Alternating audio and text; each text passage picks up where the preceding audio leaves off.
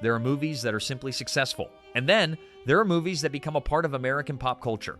If you grew up in the late 1970s or throughout the 1980s, chances are you have heard someone mention Animal House. A crazy, chaotic movie filled with unbelievable antics from a group of rebellious students. But the interesting thing is, nobody expected that tiny movie to change Hollywood forever. On the screen, everything looked like a never-ending party. The funny lines, the ridiculous situations, and the characters that audiences could never forget. However, behind that laughter were countless strange stories that even the most loyal fans might have never heard of. Did you know that some of the movie's most famous scenes were created almost entirely through improvisation? Or the fact that many universities actually did not want the film crew to show up because they feared the movie would make the image of students look even worse. And there are still behind-the-scenes secrets involving the cast, decisions that almost kept the movie from ever being made, and facts so bizarre they sound completely made up. Today, we will go back in time to 1978 to discover 15 of the strangest, most interesting, and least known facts about Animal House. A journey full of laughter, surprises, and behind-the-scenes stories that will make you look at this classic movie from a completely different perspective. 1. The classic improvisation, I Am a Zit. When mentioning the crazy creativity that broke all boundaries in this film, we cannot overlook the soul of the work, the late actor John Belushi. One of the most iconic scenes associated with his name is the chaos in the student cafeteria. What amazes the audience the most is that this entire scene was completely absent from the original script.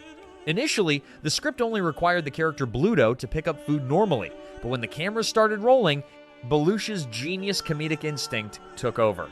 He began hoarding and piling a massive amount of food onto his tray in a greedy and bizarre manner. Recognizing this unexpected spark of genius, director John Landis quickly signaled the cameraman to keep the camera rolling and follow Belushi's every move without cutting the scene. Then, the most explosive moment occurred when Belushi, with his mouth full of food, turned to the surrounding students and uttered the classic line, "See if you can guess what I am now, I am a zit." Immediately after, he slammed his cheeks together, causing food to splatter everywhere. Look closely at the expressions of the extras and those around him in that frame. Their shock, horror, and bewildered faces are 100% real. No one in the crew, including the director, was forewarned that Belushi would perform such a messy and insane act. That absolute surprise created a perfectly authentic effect, turning a spontaneous moment into one of the funniest scenes in cinema history. His co-stars at that moment truly did not know whether to laugh or cry at the unpredictability of their talented colleague. That artistic madness contributed to taking the film to a new level, but it also showed that the film crew always had to face unpredictable situations. But the madness of the actors was not the only risk. The biggest risk lay in mistaken financial decisions. 2. Delta House, the clinical death of a spin-off version. After the resounding success and massive revenue brought by the film version, Hollywood producers did not miss the opportunity to squeeze the appeal of this brand by bringing it to the small screen. In 1979, a spin-off version titled Delta House was officially launched with extremely high expectations from fans. To ensure quality, the production team even invited back the genius minds who created the soul of the film version, such as Harold Ramis and Douglas Kenney, to write the script for the first episode. Even a few former actors agreed to return to recreate their legendary roles. However, life is not always a dream, and a formula for success in theaters cannot always be perfectly applied to television. The biggest problem lay in the strict censorship of broadcasters at that time. The elements that made Animal House special, such as rebellion, sensitive dialogue, or unconventional jokes, were ruthlessly cut to fit family standards. As a result, Delta House became a bland, lifeless version that completely lost the inherent crazy character. After only 3 months of broadcasting, this promising project received a death sentence and was canceled in regret. Nevertheless, there is an interesting fact that few notice. Even though this television series was a miserable failure, it served as a launchpad for one of Hollywood's top beauties later on. That person is the star Michelle Pfeiffer. At that time, she was still a brand new face and not yet known to anyone, participating in a small role before truly shining brightly in later cinematic masterpieces. Her presence is considered a rare bright spot in a project originally viewed as the clinical death of the Animal House brand on television. Regardless, this failure only further honored the value of the 1978 film version. Even though the television version failed, spontaneity remained the signature that made the film version's name, even in the drunken scenes. 3. The University of Oregon and generosity due to regret. As I mentioned above, to create authentic footage to the point of changing an actor's life, the crew needed a perfect college setting. However, finding a school willing to allow filming of a movie full of drinking, rioting, and vandalism was a nearly impossible challenge. Most universities in the United States at that time shook their heads in refusal as soon as they heard the reputation of National Lampoon magazine. However, luck smiled upon director John Landis when he arrived at the University of Oregon. There, he met President William Boyd, who made a decision that was generous to a strange degree. The reason behind the quick nod from this president actually stemmed from a regret in the past. A few years earlier, when the crew of the classic film The Graduate came to the school to ask for a setting, Mr. Boyd flatly refused because he feared negative impacts. As a result, that movie was a huge success and became a cultural monument, making him always feel regretful for missing the opportunity to put the name of the school he managed on the Hollywood map. Therefore, when Animal House knocked on the door, this president was determined not to let history repeat itself. He was so generous that he allowed the crew full authority to use the campus, even his own private office, to turn into the room of Dean Wormer in the movie. The most ridiculous thing is, because he was so eager to cooperate, this president signed the agreement without even carefully reading the script full of mischievous jokes. If he had known in advance that his school would be portrayed as a house of chaos on screen, he might have reconsidered. But thanks to that lucky oversight, the crew had a wonderful setting to unleash their creativity. The setting was secured, but the soul of the film, John Belushi, was living a life even more dramatic than the movie itself. 4. The poverty budget and the homemade togas. To begin our journey of discovering these oddities, we must travel back in time to the arduous production phase of the film. Although we view Animal House as a monument today, back in 1978, Universal Studios only granted director John Landis an incredibly modest budget, practically a poverty budget of exactly $3 million.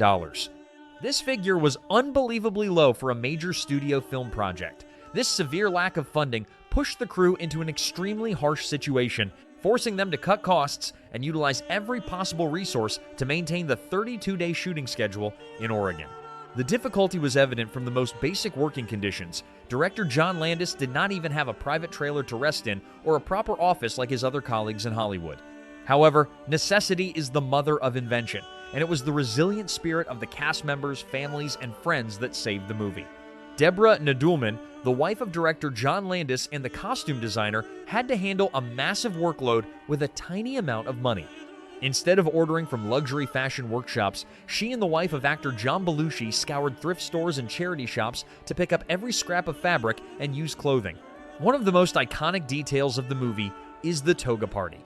Did you know that most of the Roman robes worn by the actors were actually old bed sheets that these two dedicated women hand-cut and sewed by themselves? They worked tirelessly day and night to ensure that the large crowd of extras had enough costumes for the most important scene without overspending the budget. It was this thriftiness and meticulous attention to discarded items that created a remarkably authentic and intimate atmosphere for the film. Material deprivation did not stop them. On the contrary, it stimulated the craziest creativity, most notably seen in the performance of John Belushi. 5. The top-tier catching skills of Steven Furst. Ladies and gentlemen, in a movie where the main actor's schedule is always in an emergency state due to fatigue, any minute saved on set is as precious as gold. And the savior for the budget, as well as the time of the crew in an iconic segment, was Steven Furst, who played the innocent fat guy Flounder. According to the script, the character Flounder is a clumsy and awkward guy who is always the center of bittersweet situations. One of the most memorable scenes is at the grocery store, where Flounder has to endure a rain of food thrown at him from behind the camera. Director John Landis and actor Tim Matheson stood out of the audience's sight, preparing a large amount of groceries to throw at Steven Furst. Initially, the production team estimated this scene would be extremely time-consuming, potentially taking an entire afternoon and dozens of retakes, because throwing and catching objects spontaneously is very prone to errors. They feared that Steven would be hit in the face or drop the items, making everything chaotic. However, when the camera started rolling and the groceries began flying through the air, a miracle happened that made everyone present there gasp in amazement. Completely contrary to the somewhat slow and clumsy appearance of the character Flounder, Steven Furst in real life possessed an incredibly wonderful reflection ability. With unbelievable agility, he caught every single item without a miss. From cereal boxes to small food packages, all were held firmly in his arms as if he were a professional athlete. As a result, instead of taking many hours, the crew finished this complex scene in exactly one single take. The brilliance of Steven not only saved money, but also kept the rhythm of the film extremely natural and vivid. Actually, the reflection ability of Steven Furst was not only used to catch things, but it also helped him get this role in a way no one expected. 6. When an actor becomes a character in real life, Otis Day. The story of creative freedom in Animal House did not just stop at improvised dialogue or spontaneous actions on set, but it also extended and deeply affected the real lives of the actors after the movie was finished.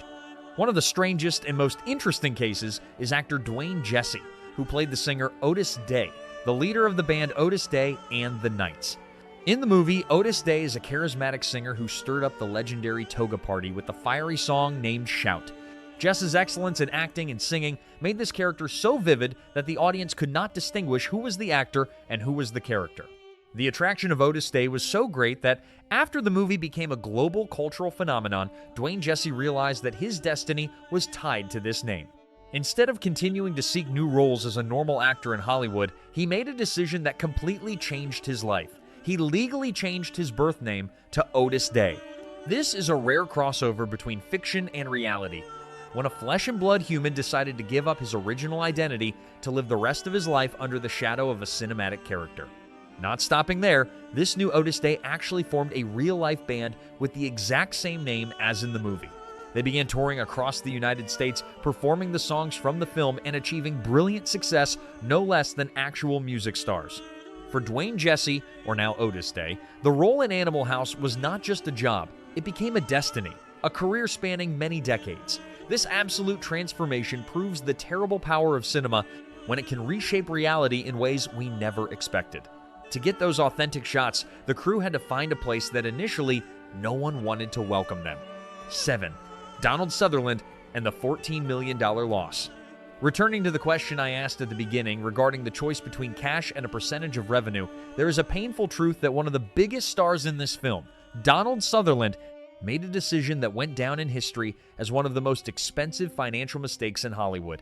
At that time, Sutherland was an established actor, and his presence was the key factor for the studio to greenlight the project. However, he himself harbored great doubts about the success of the film. He looked at the cast of unknown young actors, looked at the somewhat nonsensical and crazy script, and wondered if anyone would actually pay money to see such things. Due to a severe lack of faith in director John Landis' vision, Donald Sutherland flatly rejected the offer to receive 2% of the total profit of the movie. Instead, he demanded a fixed salary of $75,000 for just 3 days of work on set. To him, at that time, it was a smart and safe choice because he believed he had won by holding guaranteed cash in hand instead of waiting for imaginary numbers on paper. But life always holds surprises that no one can foresee. When Animal House was officially released, it created a true earthquake, earning hundreds of millions of dollars and becoming one of the highest-grossing comedy films of all time. If he had chosen to receive a percentage of the revenue as originally planned, the amount of money Donald Sutherland would have received would not have been $75,000, but a massive figure of at least $14 million. Later in interviews, the veteran actor often mentioned this memory with a visible regret, even though he always tried to smile when telling it. It was a costly lesson about faith in art and the ability to have a long-term vision in the film business. Losing money is one thing, but losing a television legacy is another sad story for this franchise. 8. The drunken scene and absolute actor freedom. As we have seen in previous parts, the success of the film version came from things beyond control and rigid scripts. Director John Landis was an extremely open-minded thinker. He always prioritized the authenticity and immediate emotions of the actors over dry words on paper. The clearest evidence for this style is the hilarious segment between Mrs. Dean Wormer and the character played by John Vernon. In the original script, the scene where Mrs. Dean Wormer is drunk and has excessive flirting actions was written very detailed with many long lines of dialogue. However, when entering the set, John Landis felt those lines were too boring, lacking breakthrough, and did not express the rebellious quality he was aiming for. Without hesitation, this young director made a bold decision to completely throw the script for that scene into the trash. He approached actress Vera Bloom and actor John Vernon, then gave an extremely brief instruction: forget the script, just get drunk and act however you want, as long as it is crazy enough. This absolute freedom acted like a stimulant, allowing Vera Bloom to completely immerse herself in the role of a woman in a staggering, out-of-control drunken state. She began to improvise every action, from the wobbly walking to the spontaneous jokes about a cucumber, making the entire film crew hold their breath to keep from laughing and ruining the shot. Allowing actors to create freely not only helped reduce pressure in a low-budget working environment, but also created incredibly natural chemical interactions that no screenwriter could have imagined. It was the director's absolute trust in the talent of the actors that helped this scene become one of the most valuable highlights of the movie. This freedom was not only for the main actors, but even the musicians in the film turned their roles into their own destiny. 9. The Superman schedule of John Belushi. When talking about the success of the film at the University of Oregon, we must mention the price the actors had to pay, especially the soul of the entire work, John Belushi. During the short 32 days of filming, while other colleagues could focus entirely on their roles at the set, Belushi had to face a work schedule that a normal person could hardly imagine. This can be considered a miracle of endurance and dedication to art. At that time, he was not only the star of Animal House, but also an irreplaceable factor of the legendary comedy show Saturday Night Live, which was being performed live in New York. To ensure both jobs were not interrupted, John Belushi had to live a life on flights crossing the entire width of the United States every week. From Monday to Wednesday, he was present in Oregon to transform into the rowdy character Bluto, performing scenes that required a lot of energy and physical movement.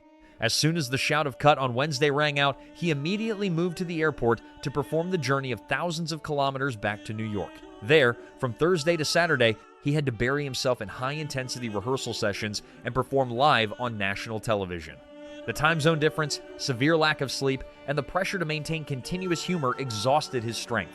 Those present on the set recounted that there were times Belushi looked extremely haggard and tired, but as soon as the camera started rolling, he exploded with an amazing energy as if no fatigue had ever existed. This extraordinary working capacity not only proved his natural talent, but also showed the absolute professionalism of a comedy legend. He sacrificed his health and personal rest to ensure that the audience would have the most refreshing laughs on both the big screen and the small screen. 10. A life-changing role from a pizza box. The agility and peak reflection that Steven Furst showed on set were not accidental, but seemed to be the result of a survival instinct and a fierce desire to assert himself. In fact, the path that led him to the role of Flounder in Animal House is one of the most inspiring stories about persistence and creative thinking in the film capital of Hollywood. Before becoming a part of the greatest comedy of all time, Steven Furst was just an unknown actor struggling to make a living as a pizza delivery man in the harsh city of Los Angeles. Among thousands of people looking for an opportunity to shine, Steven understood that if he just waited for a call from film agencies, he would forever just be a delivery guy no one knew. Therefore, he turned his daily job into an extremely unique personal promotion tool. Every time he received an order to deliver pizza to the addresses of film production offices or private homes of powerful people in the entertainment industry, Steven would secretly slip a headshot along with his resume inside the pizza box. He hoped that, while enjoying dinner, some producer would accidentally see his face. And then, destiny smiled when one of those pizza boxes was delivered to Maddie Simmons, the famous producer of National Lampoon magazine, and also the person who was actively looking for a suitable face for the upcoming movie. The boldness and unique approach of Steven truly impressed Maddie Simmons. He realized that someone with enough courage and cleverness to tuck a resume into a pizza box would surely possess the crazy quality needed for Animal House. The lesson of persistence and courage from Steven Furst has proven that when you truly desire something, the whole world will join hands to help you, sometimes through a hot pizza. Yes, ladies and gentlemen, before closing today's video, I want to give you a very shocking additional fact that perhaps even the most loyal fans might not know. Can you believe it? The earliest original script of Animal House was not at all a bright and fun school comedy. As we see, initially, two screenwriters, Harold Ramis and Douglas Kenney, developed a story with an extremely strange title called Laser Orgy Girls. Its content actually revolved around the life of the notorious killer Charles Manson when he was still a high school student. It was a script with horror, surreal, and extremely dark colors. Fortunately, the producers realized this deviation and requested a complete change, turning it into the story of college fraternities that we love today. That last-minute change saved a disaster and created an immortal monument. Looking back after nearly half a century, Animal House is not just a movie, it is a cultural legacy that has permanently changed the definition of the college comedy genre in Hollywood. It proves that even with a tight budget, unknown actors, and countless behind-the-scenes difficulties, passion and unlimited creativity can still create miracles. Which truth among the 10 things I just shared impressed you the most? Or do you know any other shocking secrets about the Delta House that I have not mentioned? Please leave your thoughts in the comments section below. Do not forget to press the like button and subscribe to the channel so you do not miss the next legendary films and interesting behind-the-scenes stories. Thank you for watching, and now, goodbye and see you again in the next videos.